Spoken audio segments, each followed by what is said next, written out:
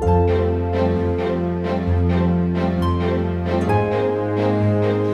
my dears, and welcome back to my corner of the internet. I'm Shannon, and today we're going to be reading some more Pride and Prejudice. But before we get into that, I just wanted to run this by you. We are on chapter 55 now, so there's not too many more chapters left to go. I think 6. I think there's 60 or 61 chapters. Anyway, so that means that we can start a new book in a few weeks. If you'd like me to continue this series, I think I'd like to. I do like doing it.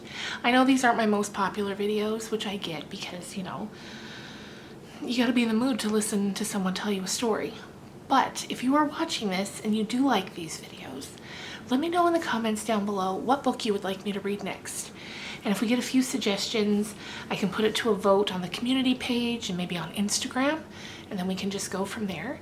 Keep in mind, the books that I read on here have to be aged out of copyright. So they have to be, I think it's 75 years or older. So basically any of the classics. I read the books from Project Gutenberg, which is a website that archives books once they age out of copyright. So if you want, go on there, take a look around.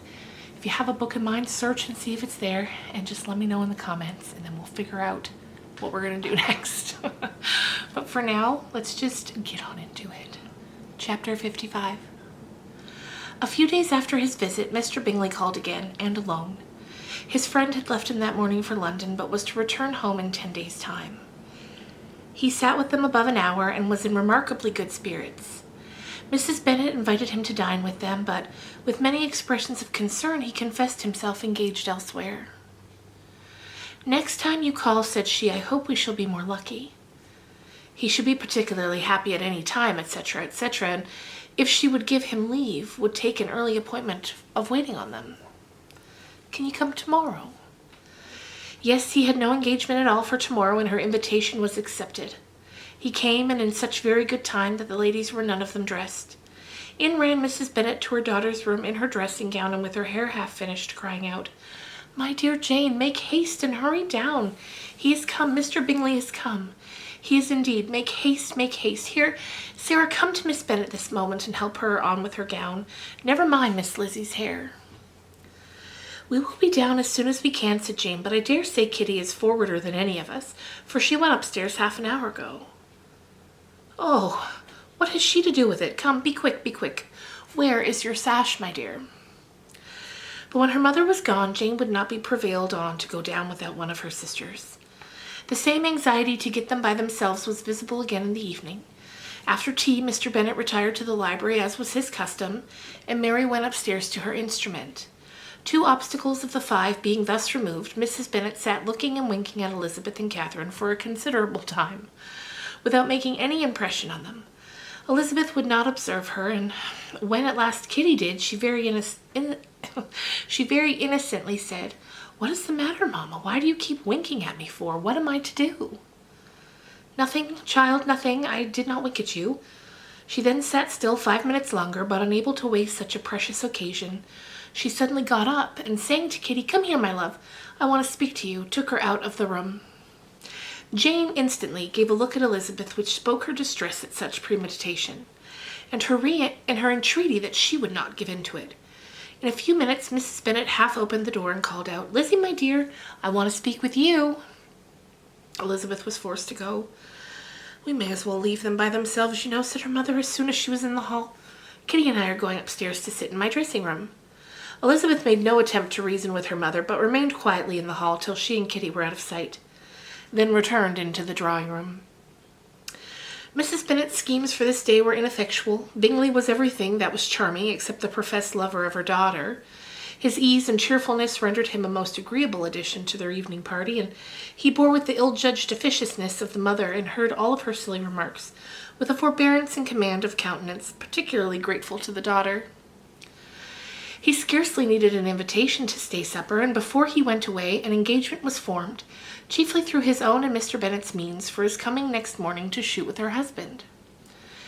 After this day, Jane said no more of her indifference. Not a word passed between the sisters concerning Bingley, but Elizabeth went to bed in the happy belief that all must be speedily concluded, unless Mr. Darcy returned within the stated time.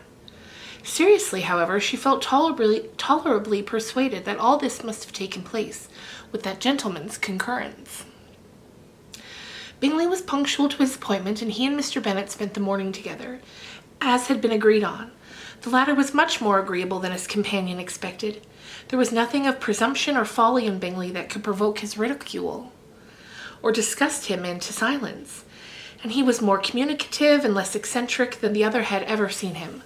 Bingley, of course, returned with him to dinner, and in the evening Mrs. Bennet's invitation was again at work to get everybody away from him and her daughter. Elizabeth, who had a letter to write, went into the breakfast room for that purpose soon after tea, for as the others were going to sit down to cards, she could not be wanted to counteract her mother's schemes.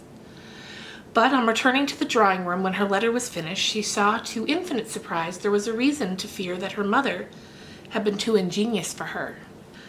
On opening the door, she perceived her sister and Bingley standing together over the hearth, as if engaged in earnest conversation. And had this led to no suspicion, the faces of both as they hastily turned around and moved away from each other would have told it all. Their situation was awkward enough, but hers, she thought, was still worse. Not a syllable was uttered by either, and Elizabeth was on the point of going away again, when Bingley, who, as well as the other, had sat down, suddenly rose, and whispering a few words to her sister, ran out of the room. Jane could have no reserves from Elizabeth, where confidence would give pleasure, and instantly embracing her, acknowledged with the liveliest emotion that she was the happiest creature in the world. "'Tis too much," she added, "by far too much. I do not deserve it. Oh, why is not everyone as happy?" Elizabeth's congratulations were given with a sincerity, a warmth, a delight which words could but poorly express. Every sentence of kindness was a fresh source of happiness to Jane, but she would not allow herself to say with her sister, or say half that remained to be said for the present. "I must go instantly to my mother," she cried. "I would not on any account trifle with her affection and solicitude, or allow her to hear it from anyone but myself. He's gone to my father already. Oh, Lizzie, to know what I have to relate will give such pleasure to all my dear family. How shall I bear so much happiness?" Then she hastened away to her mother, who had purposely broken up the card party and was sitting upstairs with Kitty. Elizabeth, who was left by herself, now smiled at the rapidity and ease on which an affair was finally settled, that had given them so many previous months of suspense and vexation. "And this," said she, "is the end of all his friend's anxious circumspection, of all his sister's falsehood and contrivance, the happiest, wisest, most reasonable end." In a few minutes she was joined by Bingley, whose conference with her father had been shortened to the purpose. "Where's your sister?" he said hastily as he opened the door. "With my mother upstairs. She'll be down in a moment, I dare say." He then shut the door, and coming up to her, claimed the good wishes and affection of a sister. Elizabeth honestly and heartily expressed her delight at the prospect of their relationship. They shook hands with great cordiality, and then, till her sister came down, she had to listen to all he had to say of his own happiness and of Jane's perfections, and in spite of his being a lover, Elizabeth really believed all of his expectations of felicity to be rationally founded, because they had for basis the excellent understanding and super-excellent disposition of Jane, and general similarity of feeling and taste between he and himself. It was an evening of no common delight to them all. The satisfaction of Miss Bennet's mind gave a glow of such sweet animation to her face as made her look handsomer than ever. Kitty simpered and smiled and hoped her turn was coming soon.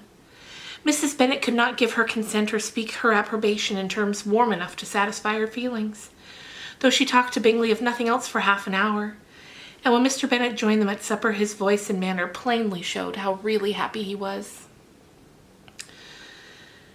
Not a word, however, passed his lips in allusion to it till their visitor took his leave for the night, but as soon as he was gone, he turned to his daughter and said, "Jane, I congratulate you.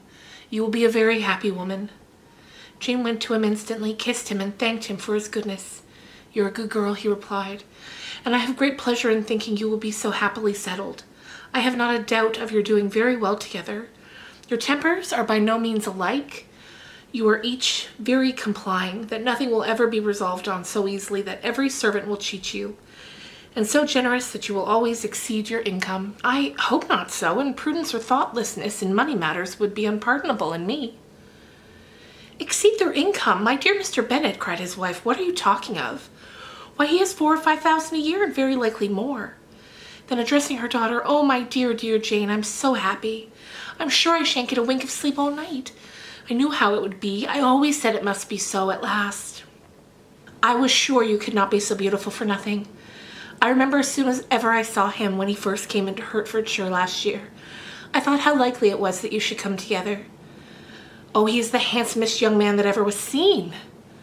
Wickham, Lydia were all forgotten. Jane was beyond competition, her favorite child. At that moment, she cared for no other.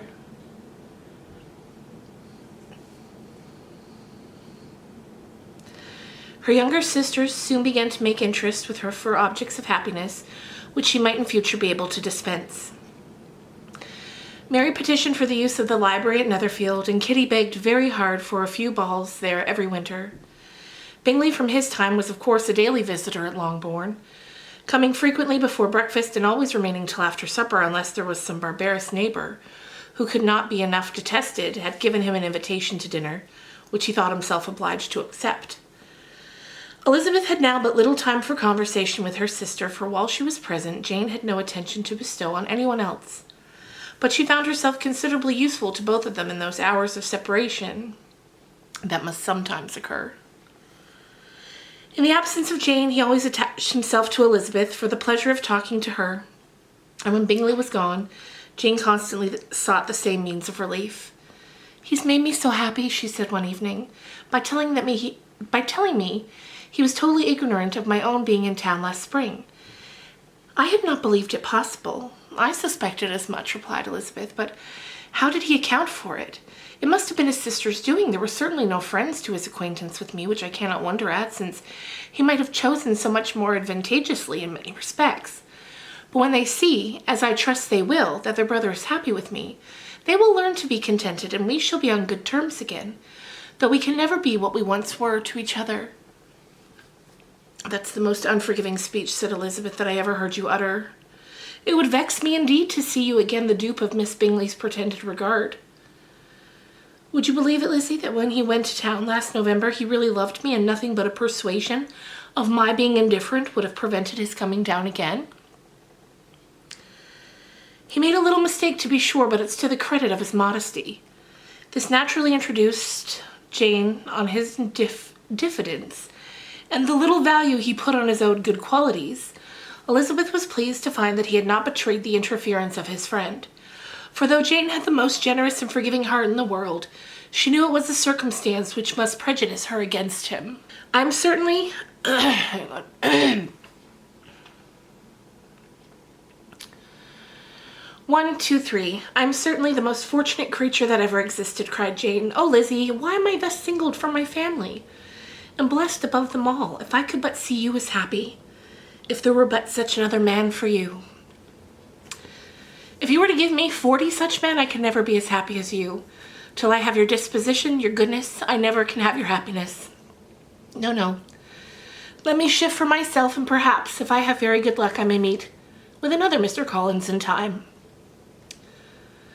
The situation of affairs in the Longbourn family could not be long a secret. Mrs. Bennet was privileged to whisper it to Mrs. Phillips, and she ventured without any permission to do the same by all her neighbours in Meryton. The Bennets were speedily pronounced to be the luckiest family in the world, though only a few weeks before, when Lydia had first run away, they had been generally proved to be marked out for misfortune. And that's where we're going to leave it for today. I was going to do 2 chapters, but as I was reading, my allergies are getting so bad that I fear my voice will go if I keep reading. So we'll finish it there, but we'll be back again soon with 2 more chapters. And again, let me know in the comments what book you would like to read next, and we'll figure that out and then soon get to it. Bye, guys.